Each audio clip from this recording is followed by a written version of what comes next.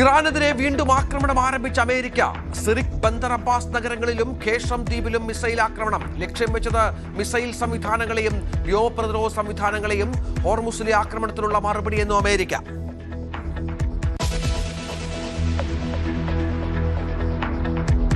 ഇറാന്റെ മറുപടി ബഹ്റിനിൽ ആക്രമണം തുടങ്ങിയതായി സൂചന. ബഹ്റിനിൽ മുന്നറിയിപ്പ് സൈറണുകൾ മുഴങ്ങി.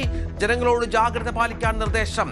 ഭീഷണിയുടെയും പിടിച്ചുപറിയുടെയും കാലം കഴിഞ്ഞുവെന്നും ഇനി കീഴടങ്ങില്ലെന്നും ഇറാൻ പാർലമെന്റ് സ്പീക്കർ.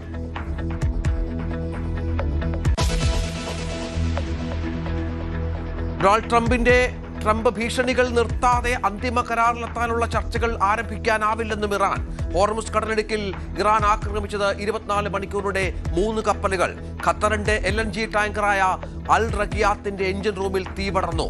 സൗദിയുടെ ക്രൂഡുമായി പോയ കപ്പലും മിസൈൽ ആക്രമണത്തിൽ തകർന്നു. 3ാമത്തെ കപ്പലിനും തീപിടിച്ചു.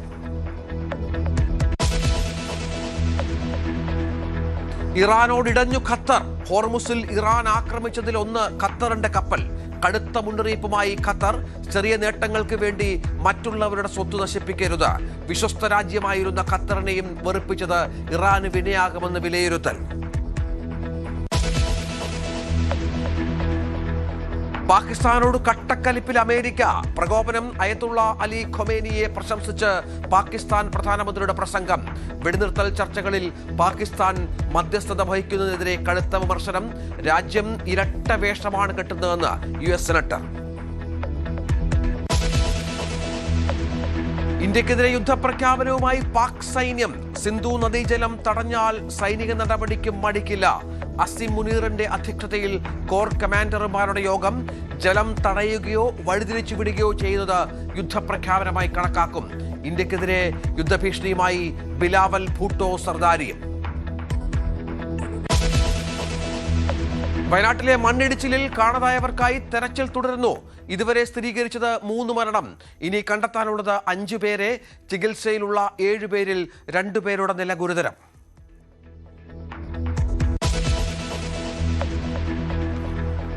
മുഖ്യമന്ത്രി VD സതീശൻ വയനാട്ടിലെത്തും. ദുരന്ത ബാധിത മേഖല സന്ദർശിക്കും. വയനാട്ടിൽ റെഡ് അലേർട്ട്. കോഴിക്കോട്, വയനാട് ജില്ലകളിൽ വിദ്യാഭ്യാസ സ്ഥാപനങ്ങൾക്ക് അവധി. ആലപ്പുഴ മുതൽ കാസർഗോഡ് വരെ യെല്ലോ അലേർട്ട്. RSS റൂട്ട് മാർച്ചിന് കർണാടകയിൽ നിയന്ത്രണം. ഇനി സർക്കാരിന്റെ മുൻകൂർ അനുമതി നിർബന്ധം. അനുമതി നൽകണോ വേണ്ടോ എന്ന് ഭരണകൂടം തീരുമാനിക്കും. താൻ മന്ത്രിസ്ഥാനത്ത് തുടരുന്നിടത്തോളം RSSന് പ്രത്യേക പരിഗണനകളൊന്നും ഉണ്ടാകില്ലെന്ന് IT-BT മന്ത്രി പ്രിയങ്ക് ഖാർഗെ. അതിശക്ത മഴയിൽ വിറങ്ങലിച്ച് മുംബൈ. 4 ദിവസം കൊണ്ട് പെയ്തിറങ്ങിയത് 1 മാസത്തെ മഴ.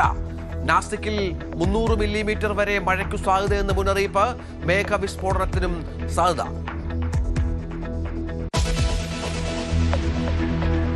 PSC മൂല്യനിർണ്ണയ ക്രമക്കേടിൽ ഇന്ന് സർക്കാർ അന്വേഷണം പ്രഖ്യാപിക്കും. പ്രത്യേക വിജിലൻസ് സംഘത്തെ നിയോഗിക്കാൻ സാധ്യത. വിജിലൻസ് ഡയറക്ടർ മേൽനോട്ടം വഹിക്കും.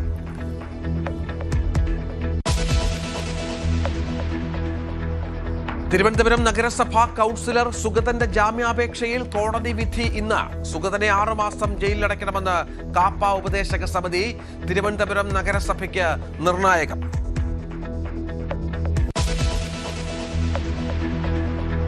ഇന്തോനേഷ്യയിൽ നിന്ന് പ്രധാനമന്ത്രി നരേന്ദ്രമോദി ഇന്ന് ഓസ്ട്രേലിയയിലേക്ക്. ഇന്ത്യ-ഓസ്ട്രേലിയ വാർഷിക ഉച്ചകോടിയിൽ പങ്കെടുക്കും. ഓസ്ട്രേലിയൻ പ്രധാനമന്ത്രി ആന്റണി ആൽബനീസുമായി ചർച്ച.